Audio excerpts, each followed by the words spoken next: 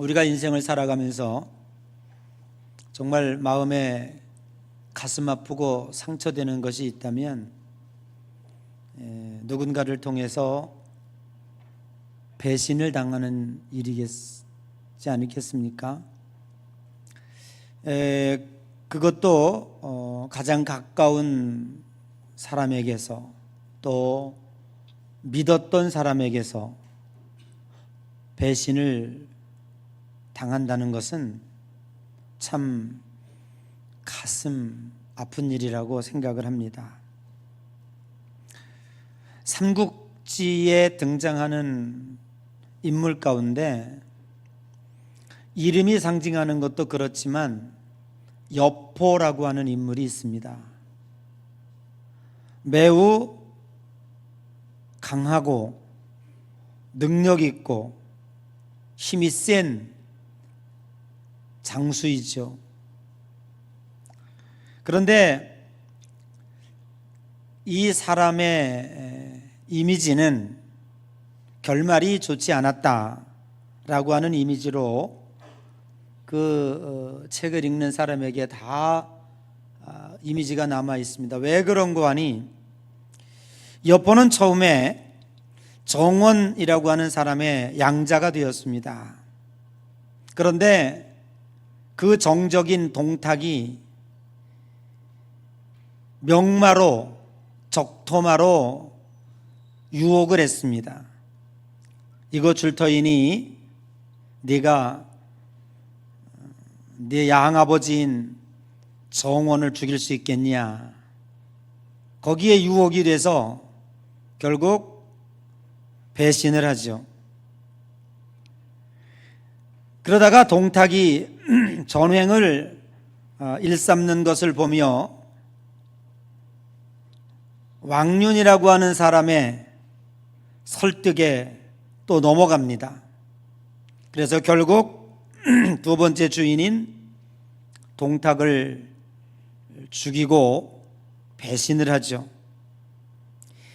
이후에 그의 성품에서 그렇듯이 계속적인 반역 행위가 드러나서 결국에는 참수당하는 비참한 운명을 겪게 됩니다. 아무리 뛰어난 무장이라고 할지라도 충성심이 없는 사람은 결국 믿음도 자리도 유지할 수 없다라고 하는 교훈을 얻게 됩니다.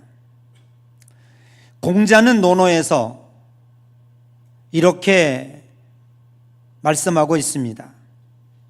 사람이 신뢰를 잃으면 어디에도 설 수 없다고 이야기하며 신뢰는 덕목의 기초다라고 말씀을 하고 있습니다. 요즘에 회사를 경영하는 사람들이 사람을 뽑을 때 가장 중요하게 보는 것이 무엇이냐 라고 했을 때 기술도 능력도 학력도 매우 중요합니다. 그러나 그거보다 더 중요한 것은 과연 이 사람이 믿을 수 있는 사람인가 하는 것을 더 많이 본다고 합니다. 오늘 우리가 읽은 이 본문의 말씀은 드디어 가론 유다의 배신의 문제가 이제 현실로 드러나고 있는 장면입니다. 예수님을 은 30냥에 팔아넘기고 자기 주인을 십자가에 못 박는 처참한 현실이죠. 이것은 단순히 유다의 배신의 문제가 아니고 이 사건 속에 우리가 깨달아야 할 많은 영적 교훈이 담겨져 있다고 하는 것을 우리는 분명히 알 수가 있습니다. 그 첫 번째가 뭐냐 하면, 왜 가룟 유다는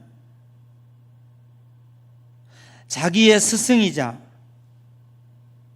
주인이시고 메시아인 예수님을 배신할 수밖에 없었을까라고 하는 것입니다.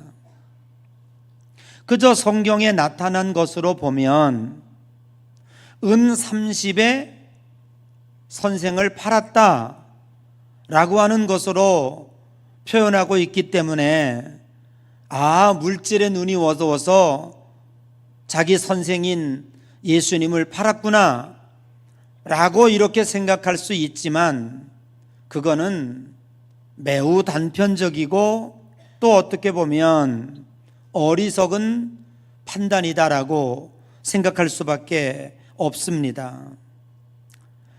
가룟 유다는 어느 제자보다 열심 있고 총명스럽고 충성심이 뛰어난 제자였습니다. 그래서 신임을 받아서 12명의 제자들과 예수님의 살림살이를 도맡아 하는, 돈주머니의 생활 경제를 책임지는, 오늘날 정부로 말하면 기획재정부 부총리급의 큰 직책을 맡게 되었고, 예수님의 사역 중심에 언제나 가룟 유다는 있었습니다.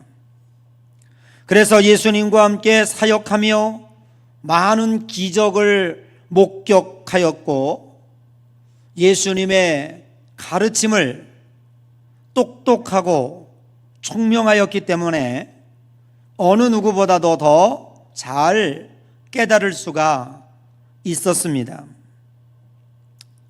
그런데 그가 예수님을, 자기 스승을 고작 은 30에 팔았다고 하는 것은 잘 이해가 가지를 않습니다.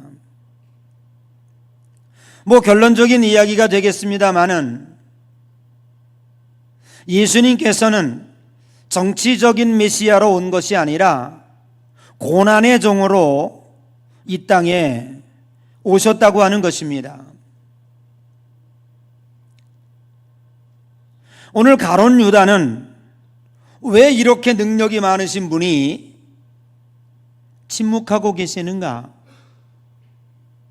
왜 이렇게 충분한 능력을 가지신 분이 로마와 바리새인들에 대하여 저항하지 아니하시는가 하는 것에 대한 상당한 불만을 갖고 있었습니다. 그것은 어디서부터 오느냐 하면, 가룟 유다가 예수님께 바라는 것과 가룟 유다가 기대하는 예수님과 실제 예수님께서 행하시는 일 사이에 큰 갭이 있었다고 하는 것입니다. 사랑하는 성도 여러분, 믿음이라는 것은 무엇입니까? 우리가 원하는 방식이 아니라 하나님이 일하시는 방식에 순종하는 것이 믿음입니다. 신뢰란 상대방에게 나를 온전히 맡기는 것입니다. 상대방에게 맡길 내가 있어야 하고, 나를 온전히 안심하고 맡길 수 있는 상대가 있어야 신뢰는 성립이 됩니다. 그런데 가룟 유다는 예수 그리스도에 대한 바른 이해가 없었습니다. 예수님께서 이 땅에 왜 오셨는지, 무엇을 목적하고 있는지에 대하여 가룟 유다는 그 기적과 가르침을 통해서도 충분히 이해하고 있지 못하였습니다. 뿐만 아니라 자기 자신을 온전히 예수님께 맡길 결단과 준비도 되어 있지 못하였습니다. 예수님께서 어떻게 하시든지 나는 이분에게 충성하리라, 예수님께서 어느의 길을 가시든지 나는 그 길을 따라가리라 라고 결심하고 순종을 각오했어야 합니다. 그런데 그런 것도 준비되어 있지 않았습니다. 그래서 가룟 유다는 결국 이 불행의 함정에 빠질 수밖에 없었다고 하는 것이지요. 여러분, 저와 여러분의 믿음이 온전히 단단해지고 끝까지 성숙을 향하여 나아가려면 하나님이 누구신지, 그리고 그분이 어떤 분이신지에 대하여 우리는 잘 알아야 할 필요가 있습니다. 호세아 6장 3절에 보면 선지자 호세아가 이스라엘 백성들을 향하여 아주 외람된 외침을 하고 있습니다. 그러므로 우리가 여호와를 알자, 힘써 여호와를 알자. 호세아의 메시지의 중심은 오직 하나, 여호와를 알자라는 것이었습니다. 그런데 이것이 왜 그렇게 외람된 메시지였는가 생각해 보면, 이스라엘 백성들은 태어나면서부터 성경을 달달달 외웁니다. 그들은 가나다라 한글을 배우기 전에 성경을 먼저 배우잖아요. 그리고 매일 성전에 올라가서 예배하는 것이 그들의 삶이잖아요. 하나님을 빼놓고, 하나님을 제외하고 이스라엘의 삶은, 백성들의 삶은 존재하지 않습니다.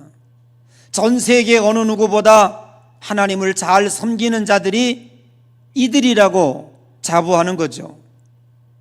그런데 호세아 선지자가 그 백성들을 향하여 날 때부터 성경을 달달달 외우고, 그들이 한번 손 벌려 하나님 앞에 기도하는데 성경을 4시간 5시간 외울 정도로 아주 성경에 대하여 통달하고 있는 사람들이에요. 그리고 하나님에 대하여 매일 부르고 있는 사람들이에요. 그런데 그들을 향하여 호세아 선지자가 와서 여호와를 알자, 여호와를 힘써 알자라고 하는 이 말이 얼마나 엉뚱한 외침이었겠습니까? 그러나 호세아는 분명히 알고 있는 것이었습니다. 하나님을 너희들이 지식으로 아는 것은 중요하지 않다. 하나님과의 관계를, 깊은 관계를 통하여 하나님이 어떤 분인가를 진심으로 아는 것이 중요하다라고 이는 인식하고 있는 것입니다. 제가 오늘 여러분들에게 여러분이여 하나님을 아십시오, 하나님을 아십시오 하고 외치고 다닌다면, 아이고 참나 미친 소리 하시는 것 같아. 우리가 지금 세례받은 지가 50년인데 이 예배당에 와서 매일매일 예배 드린 게 언젠데, 매일매일 기도하며 하나님을 부르고 있는데 뭘 하나님을 또 알으라는 말이야, 이렇게 얘기할 수 있겠죠. 여러분, 욥은 욥기 42장에 그 고난을 다 통과한 이후에 이렇게 고백하고 있습니다. 내가 지금까지는 하나님을 귀로 들었었더니 이제는 눈으로 보나이다. 하나님에 대하여 그 고난을 통과한 이후에 이제 알게 되었다는 거예요. 하나님이 어떤 분이신지 알게 됐다는 거예요. 그 고난을 겪기 전에는 하나님을 귀로만 들었어요. 귀로 듣는 하나님이었어요. 그런데 그 고난을 다 겪고 나보니까 하나님이 어떤 분이신지 분명히 알게 되었다고 하는 사실을 고백하고 있습니다. 사랑하는 성도 여러분, 오늘 저와 여러분이 신앙생활하는 동안에 하나님이 어떤 분이신지 어느 교회 교인들보다도 우리 예양교회 교인들은 분명히 확실히 알고 믿음 생활하시기를 주님의 이름으로 간절히 축복합니다. 예수님은 인류를 구원하기 위한 하나님의 뜻을 이루기 위해 곧 십자가에서 죽으시기 위해서 이 땅에 오셨어요. 그런데 가룟 유다는 기적을 일으키고 오병이어로 5,000명을 먹이고 12광주리가 남는 능력 있는 그 한 사람으로 보게 되었던 거예요. 뿐만 아니라 정치적으로 군림하여 이 세상에서 능히 왕 노릇할 수 있는 이 세상적 메시아로 인식하게 되었습니다. 그렇게 되면 전대를 맡았던 자기로서 꽤나 수줍어하는 일이었기 때문에 그렇습니다. 그런데 날이 가면 갈수록 초조해지기 시작했습니다.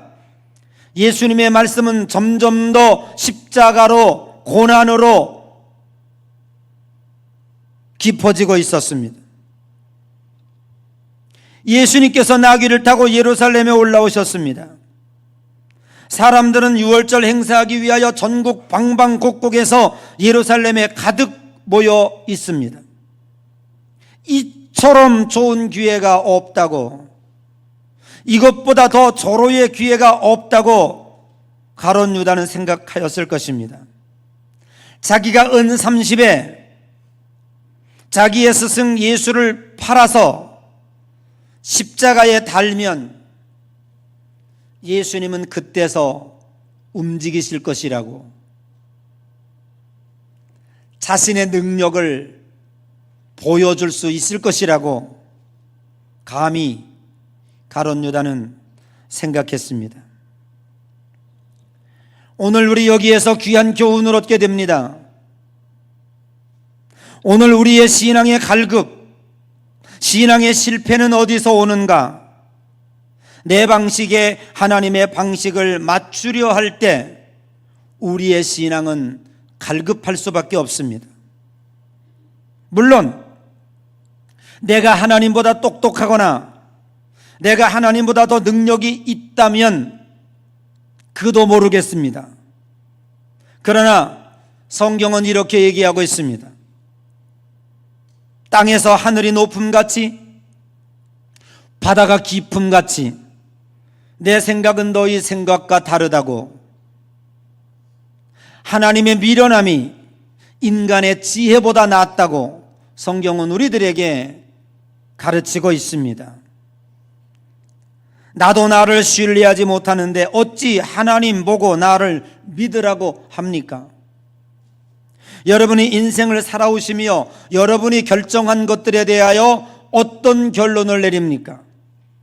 아마도 잘한 결정 1개, 나머지 9개는 다 헛발질입니다. 그럼에도 불구하고 내 생각과 내 뜻에 하나님이 맞춰주지 않는다고 불평하면 그것보다 어리석은 생각이 어디 있겠습니까? 신앙생활을 재밌게 하려면 하나님의 기대하심에 나를 맞추어 가시기를 바랍니다. 하나님이 내 앞에 지나가시도록 하나님을 앞세우시기를 바랍니다. 언제나 우리는 주님의 뒤를 따라가는, 그래서 주님의 계획 속에 순종하는 사람이 되어야 합니다. 내 임의로 판단하고 내 임의로 결정하는 내가 복음을 이 시간에 이 자리에서 불태우고 내려가시기를 바랍니다. 오늘 우리들이 진정 중요한 것은 정말 우리 신앙생활에 있어서 뜻깊게 아름답게 신바람나게 신앙생활할 수 있는 그 이유는 바로 주님과 함께 동행하는 일이고 주님의 뒤를 따라가는 일입니다. 제가 40주년을 기해서 우리 교회 주보를 한번 쭉 40년의 주보와 등록되어진 인원들에 대하여 살펴보았습니다. 40년 동안 우리 교회에 등록되고 했던 사람들의 숫자가 한 4,500명 정도 됩니다. 그런데 여전히 남아있는 분들은 이분들이에요. 그분들이 다 어디 갔을까? 혹 이사하여 다른 교회에 잘 다니고 있는 분들도 있을 것입니다. 그런데 그 중에 어떤 이들은 전도가 되어 교회에 들어왔지만 교회 문턱을 넘어서 보니 자기들이 기대했던 것과는 전혀 달라요. 무슨 엄청난 것들이 있을 것처럼 자기가 교회 열심히 다니고 새벽 기도하고 11조하고 전도하고 봉사 열심히 잘하면 지금까지 자기의 삶이 완전히 달라질 것처럼 생각을 했던 것 같아요. 그런데 아무리 열심히 해봐도 하나님은 끄떡도 하지 않고 계세요. 여전히 침묵하시고 여전히 내가 기도하는 것들에 대하여 아주 갈급하게 정도, 죽지 않을 정도 이렇게 나를 이끌어 가시지, 그거 기분 좋게 한번 결제하시고 한 번만 해달라는데 뭐 두 번도 아니고 안 해주시는 거예요. 그러니까 결국에는 실망하고 실족하여 별거 없다고. 여러분, 사실 한 번 교회 다녔던 사람이 전혀 하나님을 모르고 안 다녔던 사람보다 훨씬 악합니다. 한 번 교회 설 다녔던 사람이 전혀 교회 안 다녔던 사람보다 훨씬 죄 많이 짓습니다. 아십니까? 왜 그럴까요? 하나님에 대하여 잘 모르기 때문에 그렇습니다. 자기 생각에 맞춰달라는 거죠. 내가 기도하는 대로 즉각 해달라는 거죠. 컴퓨터처럼 답을 달라는 거죠. 그런데 하나님은 내가 원하는 대로 하시지 않습니다. 우리를 하나님이 원하는 대로 이끌어 가십니다.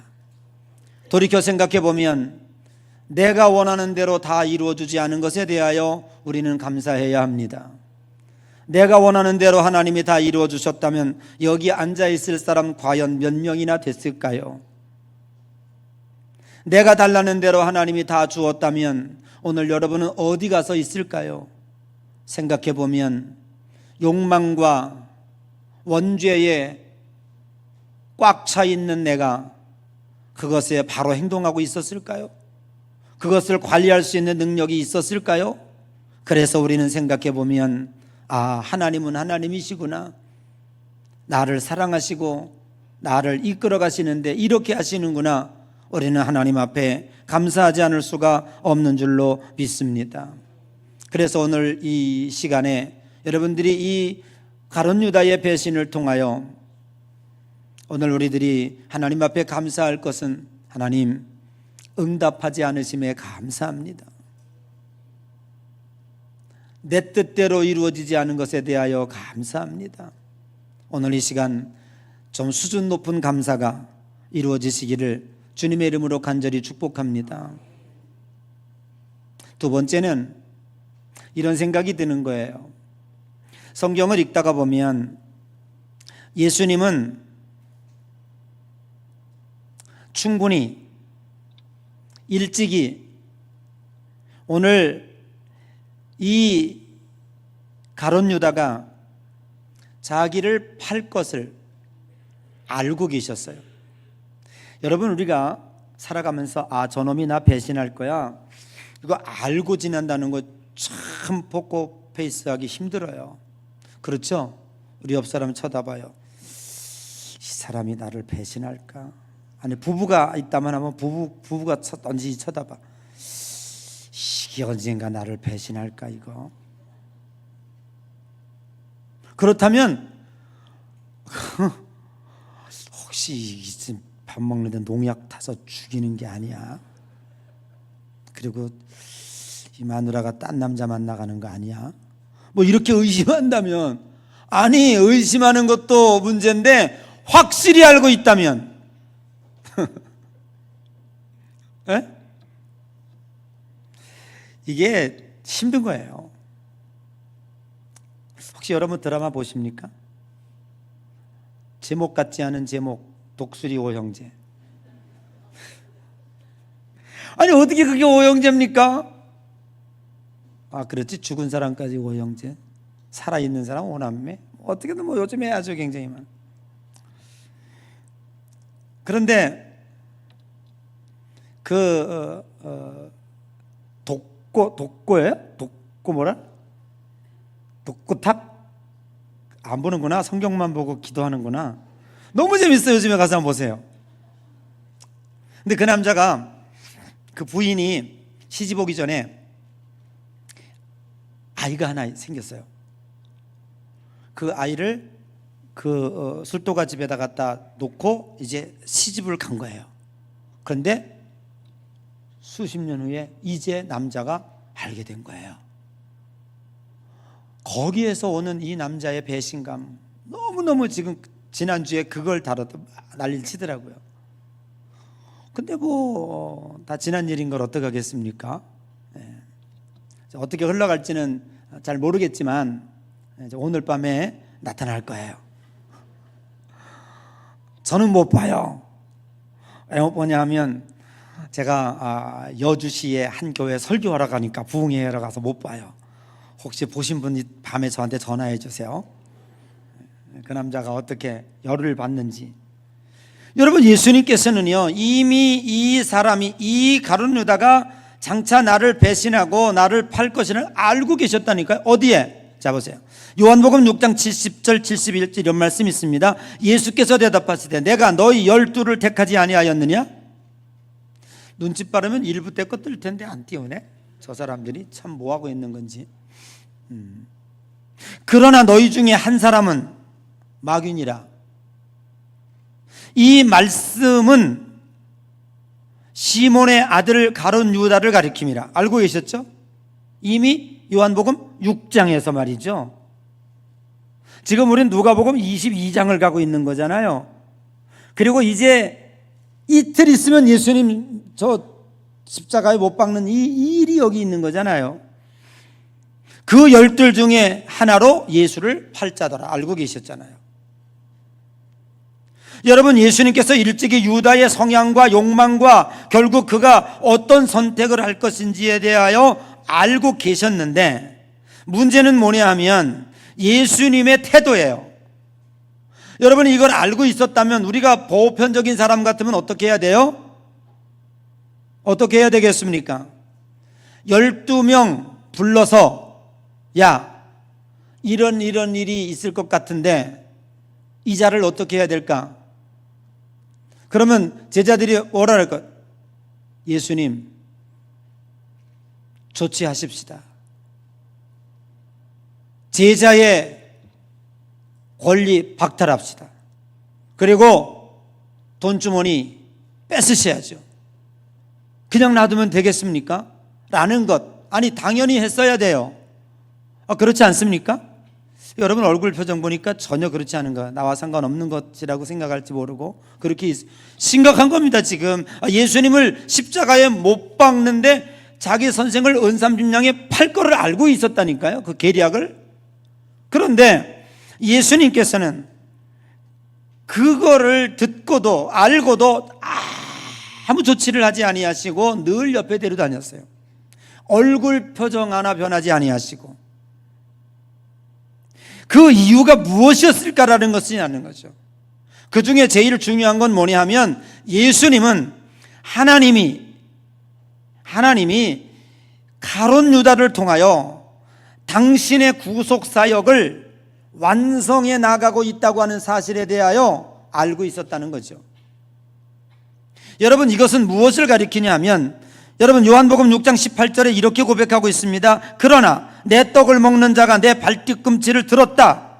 내가 떡을 주는 이 자가 나를 팔았다, 그런 뜻이에요. 이것은 뭐예요? 한 성경을 응하게 하려 함이라. 이 성경은 어디입니까? 시편 41편 9절에 똑같은 말씀을 예수님이 인용하고 있는데 그건 뭐냐면 이미 알고 계신 거예요. 예언이 되어 있는 거예요. 하나님이 다 예언해 놓으셨어요. 이렇게 할 거다. 네가 떡을 주는 자 그 자가 너 발뒤꿈질 든다. 발뒤꿈질 든다는 얘기는 너 십자가에 박힐 것이다. 못 박게 할 것이다. 이런 얘기를 알고 계셨다는 거죠. 자, 이 얘기는 뭐냐 하면 여러분 우리가 고난을 당하고 어려움 당하고 누구에 배신당할 때 그 사람에 대하여 섭섭하고 화가 나고 견딜 수 없는 거예요. 그거는 이것이 목적이 무엇인지를 모르기 때문에 그렇죠. 우리가 예수 그리스도를 믿은 다음에 제가 늘 부르짖는 게 뭐냐면 여러분이 환경이 어렵다고 하여 그 환경 때문에 화낼 필요가 없어요. 누군가 여러분에게 상처를 주고 배신해 줬다고 하여 마음 아프겠죠. 너무너무 힘들죠. 예수는 왜 안 힘들었겠습니까? 너무너무 힘들죠. 참기 힘들고 힘들지만 그러나 그거에 대하여 우리들이 반응하거나 어떤 조치를 취할 이유가 없다는 거죠. 왜냐하면 첫째, 하나님이 일하고 계시기 때문에 그래요. 둘째, 하나님은 모든 것을 합력하여 선을 이루고 결국 나를, 이 사람은 나에게 해를 줄지 모르지만 하나님은 전화 위복되게 하시고 이것을 통하여 나를 하나님 나라로 이끌어가게 하는 도구로 만들기 때문에 그런 거예요. 아멘은 어떻게 한 사람만 하는지 몰라요. 그래도 고난은 싫어요. 뭐 좋은 걸로 해주세요. 뭐 그럴지 몰라요. 여러분, 우리가 신앙생활하면서 많은 그 하나님의 뜻을 깨닫는 데 있어서 축복이 주어졌을 때보다도 어려움과 고난을 겪었을 때 더 많이 깨닫게 되는 거예요. 그리고 내가 더 바로 살게 되는 거예요. 나같이 원죄로 충만한 우리들이 하나님 나라까지 걸어가는 동안에 어떻게 내가 바르게 갈 수 있습니까? 그러니까 하나님은 이런 방법을 통해서 환경을 동원하시고 믿었던 사람을 동원하시고 나의 사업장을 동원하시고 직장을 동원하시고 친구를 동원해서 그들에게 악역을 하게 하는 거예요. 자, 성경은 어디에 기록되어 있습니까? 이스라엘 백성들이 출애굽할 때 하나님은 뭐라고 기록하고 있냐면 바로의 마음을 강팍해 하여라고 그랬어요. 여러분, 바로의 마음이 강팍하게 하지 않았다면 10가지 재앙 내릴 이유가 없어요. 그럼 10가지 재앙이 없었다면 이스라엘 사람들이 하나님을 어찌 알겠습니까? 이해되세요? 주무시는 것 같아. 고개만, 눈만 멀뚱멀뚱 뜨고 있고. 여러분은 하나님께서 바로의 마음을 강팍하게 하셨기 때문에 죽어도 내다 너희들은 놀 수가 없어. 너희들을 절대로 갈 수 없어. 그러니까 첫 번째 재앙, 두 번째 재앙, 10가지 재앙까지도 하나님이 하신 거예요. 드디어 10가지 재앙을 내리신 이후에 바로가 손들잖아요. 그러면 10가지 재앙을 눈으로 목격했던 이스라엘 백성들은 뭐라고 생각하겠어요? 이 뒤에 누가 계셨던가? 하나님이 계십니다. 하나님이 우리를 이처럼 사랑하시는구나. 아멘. 오늘 여러분들이 인생을 살아가면서 이 어려움과 역경 속에서 그 상대와 사람을 절대 욕할 이유가 없어요. 그런 과정을 이루고 나가는데 우리는 누굴 보게 돼? 그 속에서 하나님을 보게 된다고요. 그렇기 때문에 예수님께서는 가룟 유다를 처단하거나 제자에게서 잘라내거나 그렇게 하지 않으셨다고요. 필요했다고요. 이게 가룟 유다는 악심을 품고 배신을 하고 있지만 그는 결국 저주를 받을 것이지만 결국 하나님은 그를 통하여 십자가를 완성해 나가시고 결국 우리의 구속사를 이루고 계시잖아요. 두 번째 중요한 사실이 있어요. 여러분, 예수님께서 이 사실을 아시면서도 오늘 가룟 유다에게 얼굴빛 하나, 눈치 하나 안 주시고 끝까지 십자가 연장까지 끌고 오신 이유는 오직 당신의 사랑이었습니다. 여러분, 요한복음 15장 13절에 사람이 친구를 위하여 자기 목숨을 버리면 이보다 더 큰 것이 없다라고 말씀하고 있습니다. 하나님이 우리를 사랑하시고 그리고 그 사랑을 이루어 나가시는 데 있어서 어떠한 스크래치도 어떠한 상처도 어떠한 불이익도 어떠한 모욕도 필요 없다는 거예요. 사람이 변해도 주님의 사랑은 결코 방식이 바뀌거나 변하지 않습니다. 예수님은 유다를 비난하지 않으시고 끝까지 최후의 만찬까지 그 자리에서 포도주에 떡을 찍어서 건네주셨다는 거죠. 여러분, 유대 문화 가운데서 떡을 포도주에 적셔서 상대방에게 건너준다라고 하는 것은 내가 너를 존중해, 내가 너를 사랑해라고 하는 표현이라는 거예요. 예수님이 거짓으로 하셨을까요? 그렇지 않습니다. 하나님의 사랑에는 중도 포기나 속았다고 하여 관계를 취소하는 일이 없습니다. 이것은 하나님의 지고한 사랑에 스크래치가 생기기 때문에 그렇습니다. 오늘 이 말씀을 보충해야 될 성경 구절이 있는데 그게 바로 시편 23편 3절입니다. 읽어보면 내 영혼을 소생시키시고 자기 이름을 위하여 의의 길로 인도하시는도다라는 말씀입니다. 여호와는 나의 목자시니 내게 부족함이 없으려 그가 나를 푸른 땅에 누이시며 쉴 만한 물가로 인도하시는도다. 내 영혼을 소생시키고 자기 이름을 위하여 의의 길로 인도하신다라는 게 결론이에요. 무슨 얘기입니까? 여러분 내가 천국에 가 있다면 정말 혹여라도 여러분과 제가 천국에 가 있다면 여러분이 잘나서 간 게 아니고 하나님의 지고한 사랑 때문이었다는 거예요. 하나님은 지금도 우리를 충분히 잘라내고 싶을 정도의 심정이 있을 수도 있을 거예요. 아까 여러분 찬송을 부르던 것처럼 우리는 주님을 여러 번 배반하나 주님은 우리를 여전히 사랑하시고 여러분을 여전히 이끌어 가신다고 찬송 불렀죠. 그것뿐이겠습니까? 여러분 우리의 삶을 뒤집어서 하나님 앞에 까뒤집어 놓으면 정말 부끄러워서 산아 나를 가리워라 바위야 나를 가리워라 심판할 것도 없어요. 마지막 최후의 심판자리를 그렇게 표현하고 있는 거예요. 하나님이 너 죄 졌어 너 잘못했어 지옥 가 이 말 할 것도 없다니까. 심판대 앞에 딱 서잖아요. 그러면 우리들의 살아온 것들이 그냥 파노라마처럼 쫙 지나간대요. 그러면 스스로 뭐라 그래요? 부끄러워가지고. 하나님은 딱 앉아 계시는데 산아 나를 가리워라 바위야 나를 가리워라 하고 스스로. 여러분 불을 딱 켜면은 제가 옛날에 저기 교문동에 지금 그 뭐라고? 알았다 그랬어요.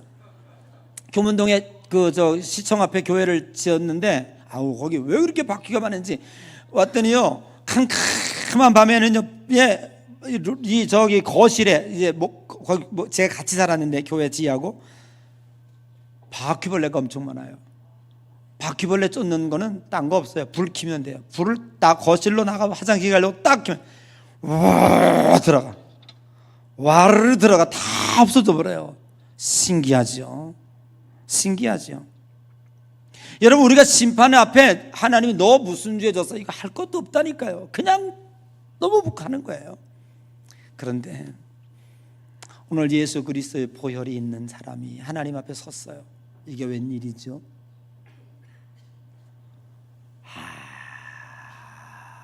하얀 백지만 돌아가네요. 이상하다. 자기 스스로가 생각해도 이상한 거예요. 내가 이렇게 저 앞사람 저 예수 안 믿던 저 사람 산아 나를 가리워라 저 사람보다 내가 더 많은 죄를 졌는데 왜 나는 아무것도 안 나타나지? 예수 그리스도의 보혈이 우리의 죄를 과거에서부터 미래까지 싹 씻어주신 거예요. 그러니까 하나님의 심판대 앞에 섰는데도 아무것도 안 나타나는 거예요. 이게 은혜 중에 은혜인 줄로 믿습니다. 그러면 거기까지 오는 동안에 그때 하나님이 화날 때마다 너 이놈의 새끼 잘못했어 하고 채찍을 들었다면 우리는 매마다 죽었겠죠. 그러면 내가 죽었다면 하나님이 선택한 하나님이 내가 너를 지명하여 불렀나니 너는 내 것이라. 친구가 친구를 위하여 목숨을 버리는 것보다 더 귀한 사랑은 없나니 외쳤던 그 하나님이 내가 죄 졌다고 하여 나를 때리다가 혹여라도 내가 죽었다면 내가 장애인이 됐다면 누구 욕하겠어요? 아이고 그렇지 뭐 하나님이라고 별 수 있어? 하나님이 뭐 그렇게 지고한 사랑이라고? 여러분 그렇게 얘기해요. 물론 죄 지은 우리도 잘못했지만 우리를 징계하시고 때리신 하나님도 욕을 먹을 거라고요. 그 지고한 사랑에 스크래치가 갈 수밖에 없어요. 그래서 오늘도 하나님이 우리를 참아내시고 인내하시는 이유는 뭐냐면 하나님이 우리를 당신의 사랑하심으로 아멘 그 우리를 의의 길로 인도해 내시는 것이고 내가 혹 천국 앞에 들어갈 수 있었다면 그 하나님의 지고한 사랑이 우리를 거기까지 이끌어 내신 줄로 믿습니다. 사랑하는 성도 여러분, 이제 오늘 우리는 그 사랑에 어떻게 응답해야 할까요? 내 뜻에 하나님의 뜻을 맞추려 하지 마십시오. 우리의 신앙이 참 힘들어요. 그리고 여러분의 신앙이 만족이 없어요. 갈급해요. 늘 주님에 대하여 불만이 많아요. 그러나 거꾸로 뒤집어 보면 이보다 감사한 일이 없고 이보다 더 은혜스러운 일이 없어요. 여러분, 오늘 고백했지 않습니까? 내 뜻에 맞추지 않은 것에 대하여 감사합니다. 내가 기도한 것 들어주지 않은 것 주님 감사합니다. 이 은혜를 가지고 여러분 끝까지 믿음의 주여 온전케 하시는 이인 예수를 바라보자 끝까지 견디는 자가 복이 있는 줄로 믿습니다. 인내심을 가지시고, 유다는 예수님을 배신했지만 예수님은 한 번도 유다를 미워하거나 버리시지 않으셨습니다. 지금도 예수님은 우리를 친구라 하시며 우리를 사랑하고 계십니다. 주님이 하시는 일에 대하여 오해하지 마시고 여전히 나를 사랑하신다는 사실을 믿으시며 한 걸음 한 걸음 그 배신과 좌절 가운데서도 당신의 사랑으로 지켜주셨던 그 사랑이 오늘도 우리에게 역사하고 계신다는 사실을 믿으시며 신실한 제자로서의 삶을 살아가시기를 주님의 이름으로 간절히 축복합니다.